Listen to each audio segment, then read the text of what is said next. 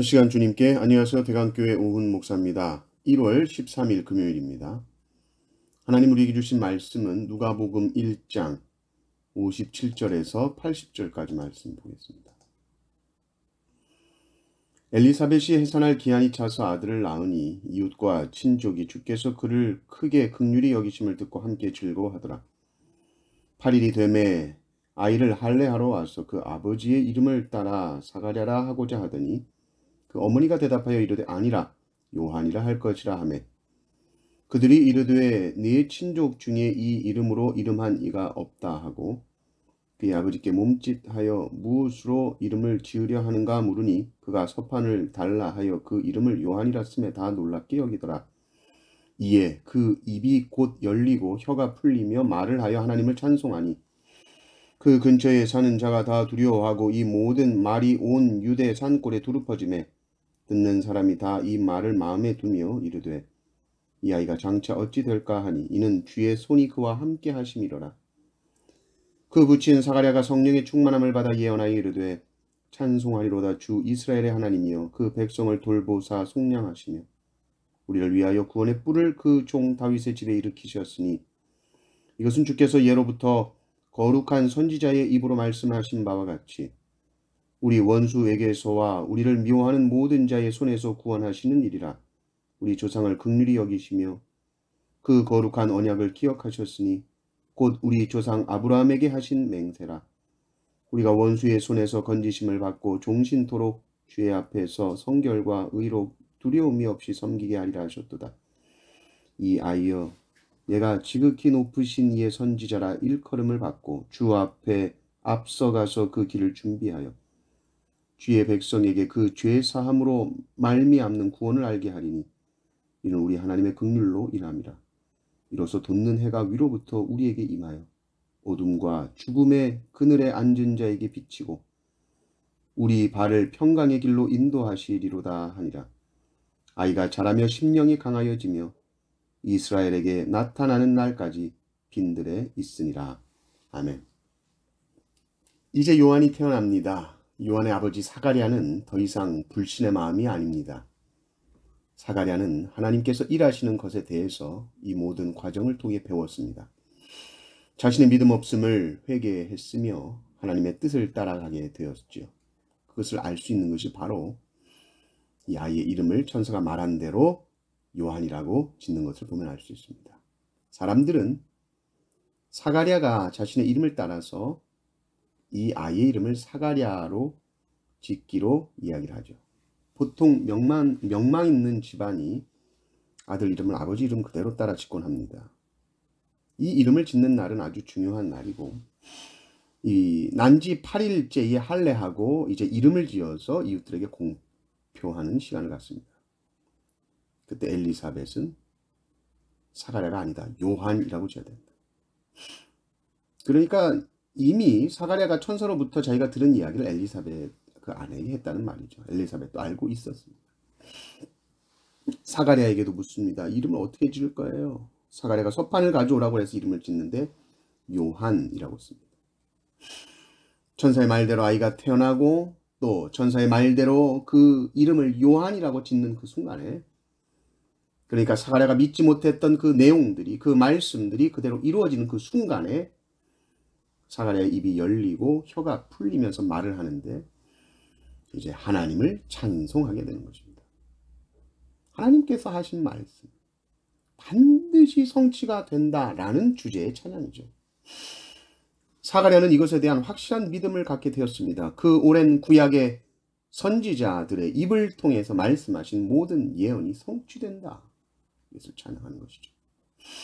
이 찬송을 우리가 이제 사가랴의 노래다. 라틴어로는 베네딕투스라고 알려진 노래입니다.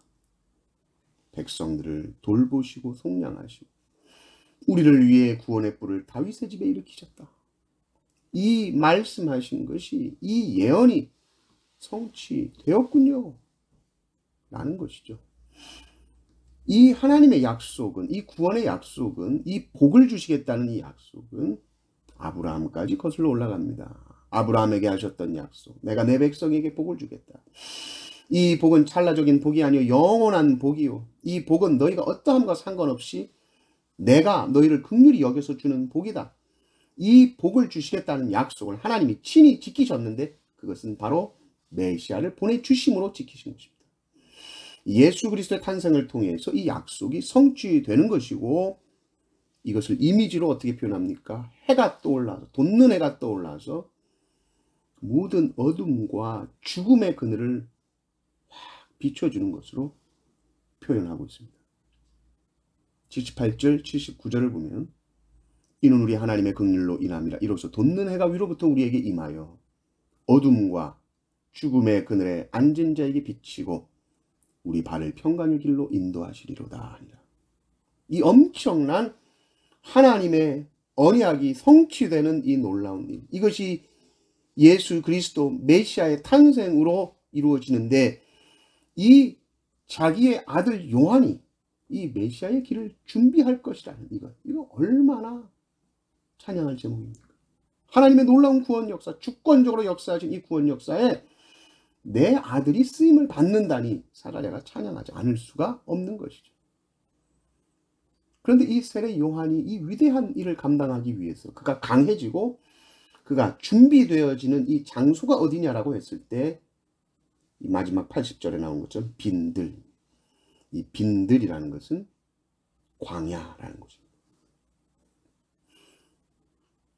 우리가 사가랴라면 어떻겠습니까? 하나님의 이 크신 섭리 가운데 태어난 이 아들, 또 이 아들이 할 일은 예수님이 오신 길을 준비하고 예비하는 길이다. 지금 이거 아는 거예요. 이 아이의 삶이 구체적으로 어떤 삶의 과정을 겪어갈지 우리는 다 알 수 없습니다. 우리는 그냥 이 정도 알 뿐입니다. 하나님의 섭리 가운데 태어났으며 이 아들이 할 일은 예수님이 오실 길을 예비하는 것, 이것 알 뿐입니다. 사가랴가 나중에 이 세례 요한이 이 로마의 타락함과 부패함을 막 비판하고 또 헤롯에게 막 직언을 날리고 결국 감옥에서 이 어떤 죽음을 당하게 될지 알았겠습니까? 당연히 몰랐죠. 모르겠습니다. 이런 걸 알았다면 찬양을 못했을 수도 있지 않나 싶기도 해요. 그러나 하나님의 뜻을 따라 사는 것, 이것은 결국 최후에 승리할 것이라는 것은 우리가 믿습니다. 그렇죠? 그리고 그 최후의 승리를 알기 때문에 찬송할 수 있습니다. 그 최후 승리를 이루기까지 그 일을 이루어가는 과정은 결코 쉽지 않습니다. 아무도 없는 빈들과 광야, 철저하게 하나님만을 의지하고 하나님만을 소망하고 하나님만을 바라보는 그 훈련을 통해서 아주 강하게 그 심령이 연단되는 것이죠. 우리가 하나님을 찬양한다는 것은 고난이 없어서 찬양하는 것이 아니라 최후 승리를 바라볼 때 찬양할 수 있는 줄 믿습니다. 결국 하나님께서 요한을 통해서 예수님의 길을 예비하게 될 것이지만 이 세례 요한이 간 그 길은 정말로 짧죠. 주님 오실 길 예비하다가 주님이 오시니 바로 자신은 뒤로 갑니다. 역사의 커튼 뒤로 숨습니다. 그러나 예수님은 여자가 낳은 자 중에 세례 요한이 제일 크다 그랬죠. 우리 모든 인생은 다시 오실 주님의 길을 예비하는 삶입니다. 우리의 삶도 마찬가지고 우리의 자라나는 자녀들의 삶도 그렇습니다. 빈들과 광야는 주님 오실 길을 예비하는 최적의 장소이죠. 광야에서 우리는 주님만을 의지하며 주님만을 바라보면서 사는 이 삶을 통해서 우리의 심령이 더욱 강하여지고 주님 보시기에 합당한 거룩한 삶을 살게 될 줄 믿습니다. 이 은혜가 항상 넘치시기를 주님의 이름으로 축원합니다.